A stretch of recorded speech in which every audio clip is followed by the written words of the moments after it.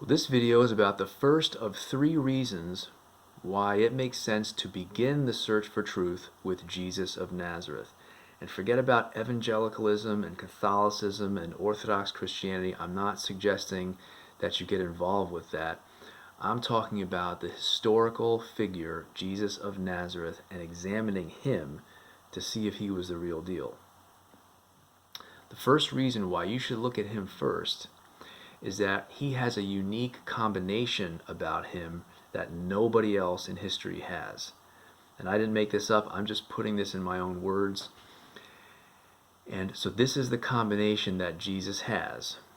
It's that, number one, he has had worldwide influence, arguably more so than anybody else. And number two, he claimed to be divine. Those two things. Nobody else has that combination.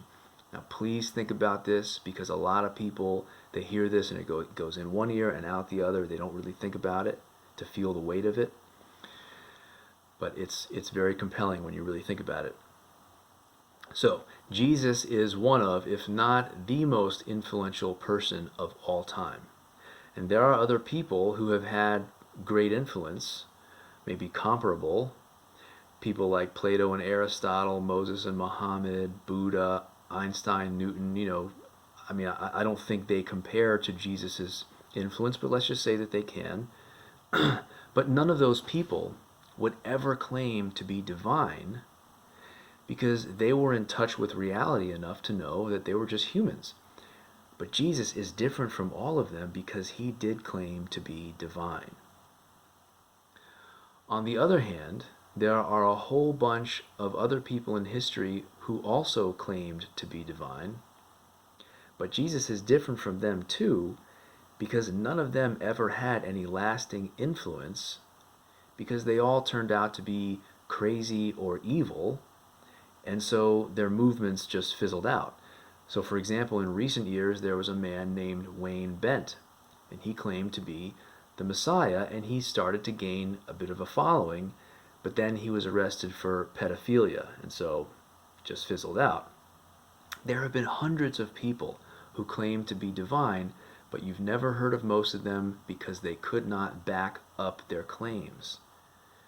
Jesus is the only person who ever made the claim to divinity and also had great influence, arguably more so than anybody else, because his life backed up his claim. The people around him said, yeah, if God were to become a human being, this is what it would look like.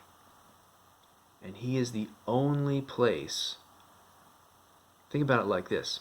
Jesus is the only place where the list of most influential people of all time and the list of people who claim divinity intersect. He's the anomaly.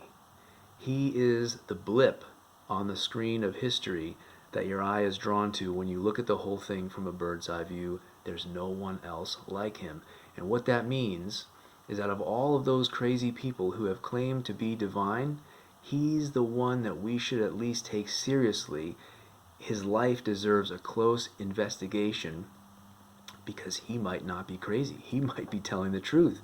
We don't need to take Wayne Bent, the pedophile, seriously when he says he's the Messiah, but when Jesus of Nazareth says that, we need to take that very seriously, because he could be the real deal. In my next video, I'll cover a second reason why Jesus is unique and why we should look closely at him. Thank you.